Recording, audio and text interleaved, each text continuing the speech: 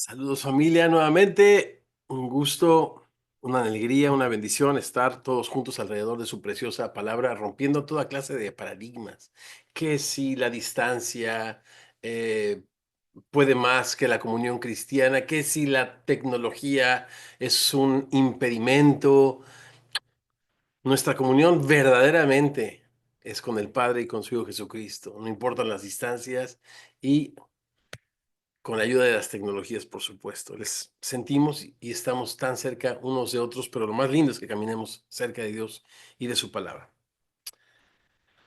Abramos nuestras Biblias en el capítulo 4, comenzando en el verso 1. Romanos, capítulo 4, comenzando en el verso 1. ¿Me acompañan a la lectura y hacer juntos una palabra de oración? Romanos 4:1. ¿Qué pues diremos? Esta es una fórmula con la que Pablo comienza interesantes secciones y capítulos de esta su carta a los romanos. ¿Qué pues diremos? ¿Que halló Abraham nuestro padre según la carne? Porque Abraham fue justificado por las obras, porque si Abraham fue justificado por las obras, tiene de qué gloriarse, pero no para con Dios. Porque, ¿qué dice la Escritura? Creyó Abraham a Dios y le fue contado por justicia. Pero al que obra, no se le cuenta el salario como gracia, sino como deuda. Mas al que no obra, sino cree en aquel que justifica al impío, su fe le es contada por justicia. ¿Les parece si hacemos juntos una palabra de oración? Señor precioso, Señor hermoso, gracias por este tiempo que nos das de paz, de calma, para, Señor, como en el agua el rostro del hombre corresponde al rostro del hombre, Señor, así nuestros corazones correspondan al tuyo, Señor, mientras abres nuestros ojos, Señor, y nos muestras las maravillas de tu ley. Padre, te pedimos que en ella, Señor, nos muestre, Señor, tu gloria como un espejo y que sigas adelante este proceso de transformación a tu imagen como por tu espíritu. Te lo rogamos en el precioso nombre de nuestro Señor y Salvador Jesucristo. Y nosotros, tus discípulos, te decimos, Señor, así sea. Amén y amén.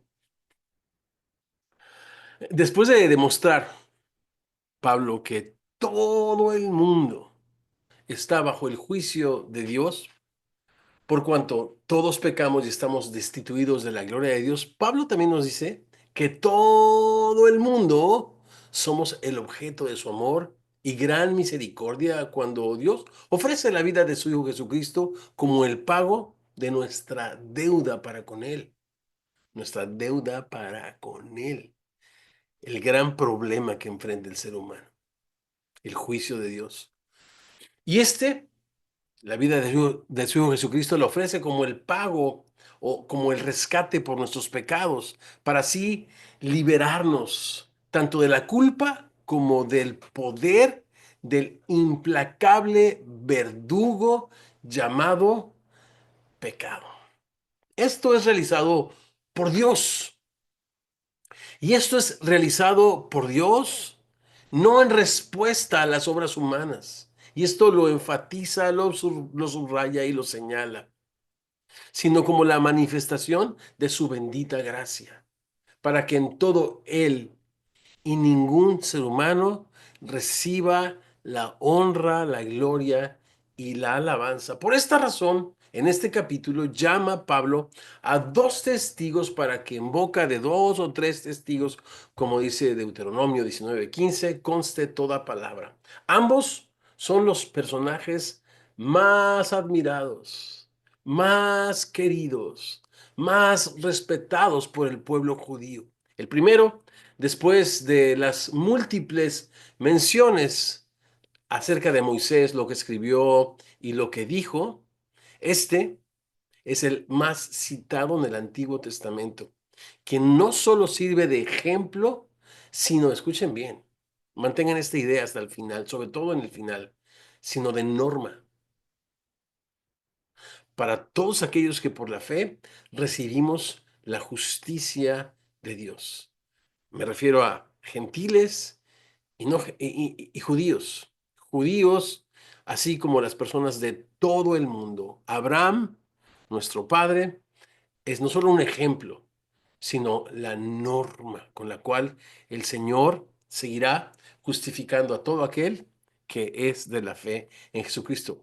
Por eso, a esta porción, versos del 9 al 12, la he titulado Nuestro Padre Abraham.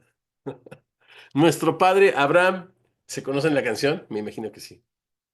Nos enseña acerca de la fe, versos 1 al 3. Nos recuerda lo que ya Pablo nos enseñó y lo que aparece desde las primeras páginas de nuestra Biblia, la gracia de Dios. En tercer lugar, nos confirma que efectivamente por su gracia somos perdonados. ¿Y cómo trabaja esto en función a su justicia? Y finalmente, pues esto nos incluye siendo Abraham no solo un ejemplo, sino una norma a todos aquellos, aún no judíos, que habríamos de confiar en Jesucristo como nuestro Señor y como nuestro Salvador. Y bueno, tenemos esta vez una preguntita en dos partes para que después de esta enseñanza y de este tiempo de reflexión juntos, de este tiempo de tomar notas, vayamos y tengamos unos minutos de reflexión donde podamos aprender unos de otros y volver con un gran gozo y regocijo a tomar juntos la cena del Señor. Nuestro Padre Abraham, en primer lugar, pues nos enseña. ¿Qué pues diremos que halló Abraham, nuestro Padre, según la carne? La pregunta es, ¿aquel quién es el Padre de la nación judía? Según la carne, ¿no? Y en su prólogo también Pablo nos hablaba de el Evangelio de Jesucristo, quien es descendiente del rey David, según la carne. De la misma forma, Abraham, según la carne. La pregunta es, ¿tiene él algo de qué gloriarse siendo la persona quizás más respetada por los judíos? Algunas de las promesas que Dios le hizo a Abraham fueron en respuesta a su carácter o a su fe. Parece que las tradiciones del primer siglo así apuntaban, pero Pablo, de una manera valiente, contundente y sobre todo bíblica, se atreve a confrontar estas ideas. Verso, verso 2, porque si Abraham fue justificado por las obras, pues él tiene de qué gloriarse. Pero me encanta aquí Pablo, pero no para con Dios. Familia preciosa, ¿quién puede jactarse delante de Dios? Más adelante dice Pablo, oye, ¿y si todo lo que tienes lo has recibido de Dios? ¿Por qué te glorías como si no lo hubieses recibido? ¿No? La gente solemos, pues, compararnos, sentirnos mejores unos que otros, y desde esa perspectiva, pues, jactarnos unos sobre otros, pero ¿podría alguien jactarse ante aquel de quien provienen todas las bendiciones, de quien provienen toda buena dádiva, todo don perfecto, quien es bendito por los siglos? Amén. O sea, hay una distancia entre el ser humano y su creador infranqueable. ¿Cómo el hombre pudiese jactarse delante de Dios? ¿Podría el hombre, Abraham, más admirado y más venerado por los judíos, jactarse para con Dios de algo que le fue dado a él como un simple y humilde receptor? ¿Verdad que es absurdo? Así de absurda es la religión que hace diferencia entre los seres humanos, pero no para con Dios, porque Dios no hace, y ya nos lo dijo Pablo, acepción, diferencia de personas. Verso 3, porque ¿qué dice la Escritura? Creyó Abraham a Dios y le fue contado por justicia. Aquí se va Pablo a Génesis, al capítulo 15, verso 16, al corazón de la historia, que comienza en el capítulo 12. Una buena lectura durante la semana, esta tarde, esta noche, pudiera ser leer la historia de Abraham, que comienza por allí, del capítulo 12, se extiende por lo menos 10 capítulos, historia preciosa donde el gran énfasis no está en el que recibe, sino en el que otorga la gracia de Dios. Pablo cita este verso bíblico donde aparece, fíjense qué interesante, por primera vez en nuestras Biblias la palabra creer o una mención acerca de la fe. En este capítulo donde ha aparecido más de 16 veces esta palabra, yo he circulado con azul, no se los enseño, pero en mi Biblia, ya sea todo lo que tiene que ver con creer o con fe, ya que están relacionados aún de la misma raíz, ¿no? Y es muy interesante observar en este texto las otras dos palabras que acompañan a nuestra palabra creer, repito que aparece por primera vez en nuestras Biblias. Vamos ahí a Génesis, si les parece, capítulo 15. Yo leo desde mi Biblia, en los versos, desde el 1, ¿qué tal? Hasta el verso 6. Y leemos así: después de estas cosas, vino la palabra de Jehová a Abraham en visión, diciendo: no temas, Abraham, yo soy tu escudo, y tu galardón será sobremanera grande. Cada que leo en mi Biblia acerca del galardón, no puedo dejar de pensar en Jesucristo, nuestra esperanza gloriosa. Y respondió Abraham: Señor Jehová, ¿qué me darás, siendo así que aún ando sin hijo, y el mayordomo de mi casa es ese Damaseno Eliezer? Dijo también Abraham: mira que no me has dado prole, y he aquí que será mi heredero un esclavo nacido en mi casa. Luego vino la palabra de Jehová diciendo: no te heredará este, sino un hijo tuyo será el que te heredará. Y lo llevó afuera y le dijo: mira ahora los cielos y cuenta las estrellas, si las puedes contar. Y le dijo: así será tu descendencia. Verso 6.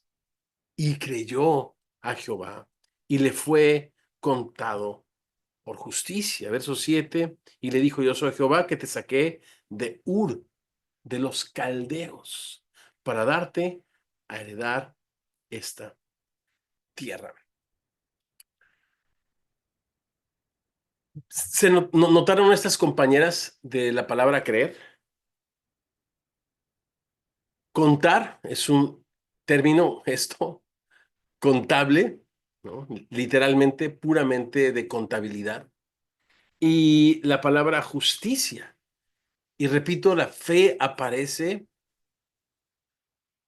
como el medio a través del cual Dios acredita o contabiliza su justicia. Se me hace muy, muy, muy interesante que esto aparece en las primeras páginas de nuestra Biblia. En este verso, Pablo se distancia, decía yo al principio, de la interpretación típica, ya que los intérpretes judíos solían ver este verso a la luz de Génesis 22, donde Abraham, ya no Abraham, sino Abraham, en un acto de obediencia, escucha esto, muestra, y también de esto habla Santiago en el capítulo 2, y pudiese haber una confusión, muestra como una señal, ¿no?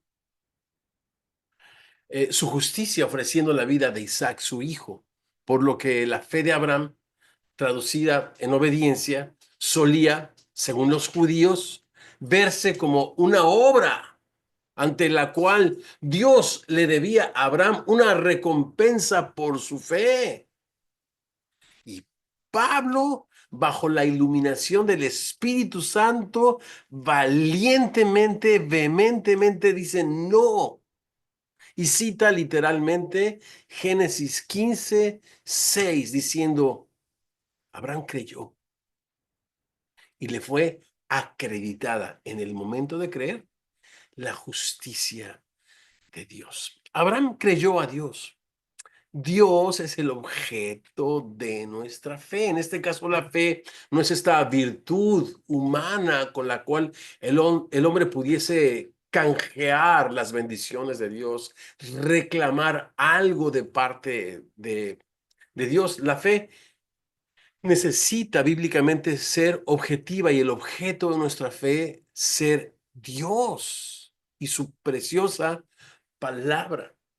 Para ser justificado el hombre necesita creer que Dios puso a Jesús como el pago que merecían nuestros pecados. La cruz no fue un acto de injusticia para Jesús, sino un acto de justicia donde Dios estaba, quiero decir, no solamente fue el justo muriendo por los injustos, sino estaba cumpliendo toda justicia el Señor. Y Dios estaba reconciliando consigo a los hombres, no tomándonos en cuenta, y otra vez una palabra de contabilidad, no tomándonos en cuenta nuestros pecados, no acreditándonos negativamente en este caso nuestros pecados. Esa fue la experiencia de Abraham y de todo aquel que crea en Jesús como el Hijo de Dios, el Salvador del mundo. Abraham no solamente nos enseña acerca de la fe, sino nos recuerda que todo es producto de la gracia de Dios. Vamos a ver el verso 4 juntos. Pero al que obra, no se le cuenta el salario como gracia, sino como deuda. Las obras y la gracia, según este pasaje, se desplazan una a la otra, no conviven, no son compatibles. Las obras y la gracia no pueden coexistir. Las obras no participan, pues, en el proceso de justificación. De otra manera, quien recibiría el crédito por ello no sería Dios, sino sería ¿quién? Pues el hombre. Y en el caso de la gracia bíblica, a quien exalta no es al que la recibe, sino la gracia siempre exalta al que la otorga, y este es Dios para siempre, Dios. Verso 5. Y dice Pablo, pero el que no obra, sino que cree, confía en aquel que justifica al impío, su fe le es contada por justicia. Y esta, chicos y chicas, esta es mi parte favorita de la historia de Abraham. Escucha otra vez. Mas el que no obra, sino cree en aquel que justifica al impío. ¿A quién justifica Dios? ¿Al justo? Jesús dijo, yo no he venido a llamar a justos, yo he venido a llamar a pecadores al arrepentimiento. De manera que Dios no justifica a perfectos, a justos. Dios justifica a impíos. Por esa razón digo que esta es mi parte favorita de la historia de Abraham. Él, dice Pablo, no era un blanco corderito. Bueno, no nos lo dice así. Dice que él creyó aquel que justifica al impío. Pablo nos dice que él era un total impío. Abraham era caldeo, influenciado poderosamente por las creencias y costumbres babilónicas, quienes observaban a los astros, practicaban la adivinación. Los caldeos adoraban a múltiples dioses, especialmente a Marduk, la deidad principal de Babilonia. Este era nuestro angelito de la historia. Este era Abraham. No solamente el ejemplo, sino la norma que Dios nos presenta en el Nuevo Testamento para justificar a todo aquel que es de la fe en Jesús. Fue Abraham, pues, dice Pablo, quien creyó, aquel que justifica a quien, repito, pues al impío. Por esa razón dice la Biblia que su fe le fue acreditada por justicia. De repente, en su balance negativo para con Dios, le aparece un balance positivo, que es la justicia perfecta del Hijo de Dios. Nuestro Padre Abraham no solo nos enseña acerca de la fe, no solamente nos recuerda el origen de donde proviene todo, la maravillosa gracia de Dios, sino que también nuestro Padre Abraham nos confirma lo que ya sabemos, porque ya nos lo dijo Pablo en el capítulo anterior, versos 24 y 25,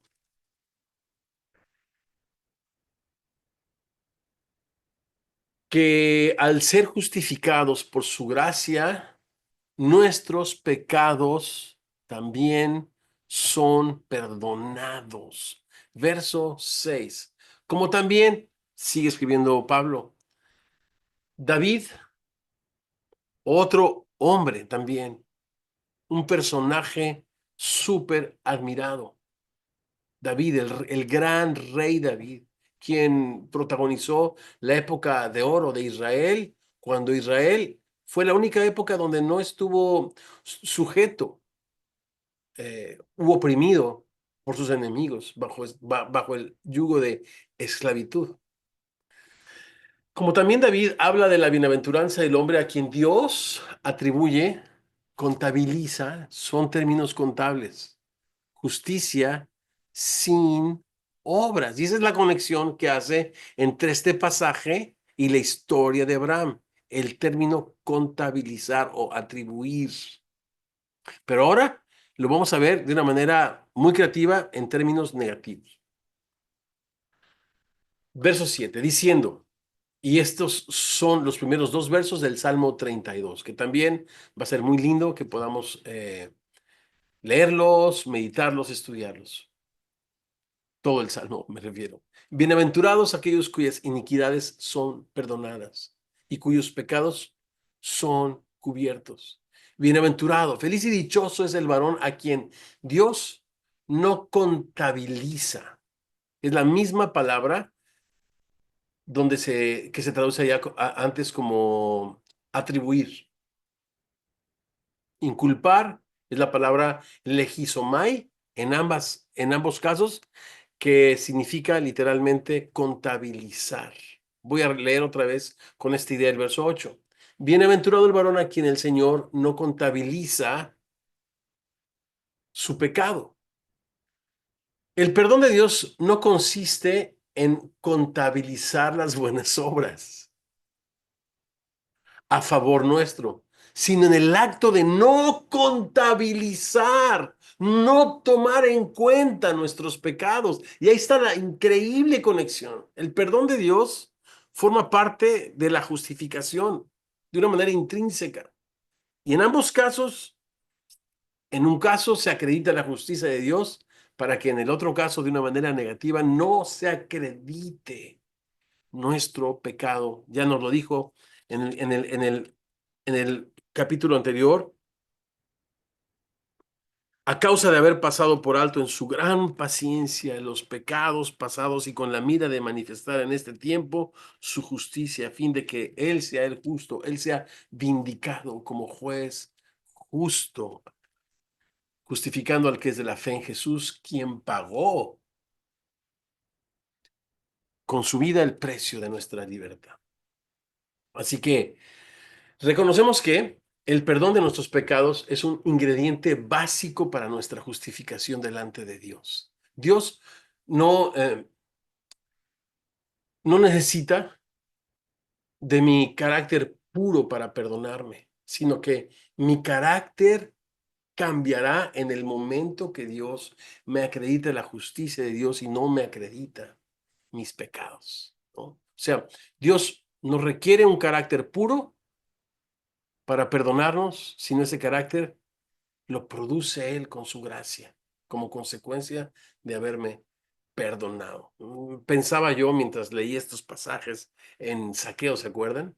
Cómo él en su casa y habiendo invitado a Jesús a su vida y a su mesa, devolvió a todo aquel que le había robado, todo por duplicado, ¿no? Y la mitad de todos sus bienes se los daba a los pobres y el Señor dijo, uff, ciertamente la salvación ha venido a esta casa. Cómo el carácter de una persona cambia una vez que es perdonado. Pero en el caso de Abraham, él fue perdonado, bueno, perdóname, en el caso de David, él fue perdonado cuando su carácter era un homicida y un adúltero, pero que se atrevió a confiar en la bienaventuranza de aquel que justifica al impío. Su fe le es contada por justicia. Muy bien, vamos al verso 9 para terminar esta lectura, esta reflexión e ir a nuestros grupos y aprender unos de otros y edificarnos unos a otros. Verso 9. ¿Es pues esta bienaventuranza solamente para los de la circuncisión o también para los de la incircuncisión? ¿Está haciendo referencia a judíos solamente? ¿No? ¿O es para todo el mundo? Y Pablo dice, porque decimos que a Abraham le fue contada la fe por justicia. ¿Cómo pues le fue contada? ¿Estando en la circuncisión o en la incircuncisión? No en la circuncisión, sino en la incircuncisión. Repetimos, recordemos, él era una persona que venía de Ur de los Caldeos, a quien le dijo, sal de tu tierra y de tu parentela, ¿no? Y yo haré de ti una gran nación. Y desde el capítulo 2 él hizo promesas preciosas de heredar la tierra. Y Abraham salió, pero se fue a meter a Egipto. Y en Egipto, delante de Faraón, tuvo miedo de que Faraón tomara su vida para quedarse con su mujer Sara. Y era un impío, era un mentiroso, a quien Dios, claro que le cambió el carácter, pero después de haber sido justificado solo por la fe, sin obras, para que sea por la gracia de Dios y para la gloria y honra de Dios. Pablo nos recuerda que para ser parte del pueblo de Dios no hace falta ser circuncidado, sino que esta, repito, la recibió Abraham después de haber sido declarado justo delante de Dios. Vamos al verso 11. Y recibió la circuncisión como señal, como sello de la justicia, de la fe que tuvo estando aún incircunciso, para que fuese padre de todos los creyentes, escucha esto, no circuncidados, esto es, no judíos, a fin de que también a ellos, esto es a nosotros, la fe no sea contada por justicia. Por eso, desde un principio decíamos que Abraham no solamente es un ejemplo, sino es la norma con la cual Dios justifica y perdona a todo aquel que es de la fe en Jesús, porque también lo decíamos y lo hemos estado leyendo, Dios es imparcial en su juicio, pero también en su misericordia es para todo aquel que se atreva a creer en él. Leemos el verso 12, les leo las preguntas y vamos a conversar.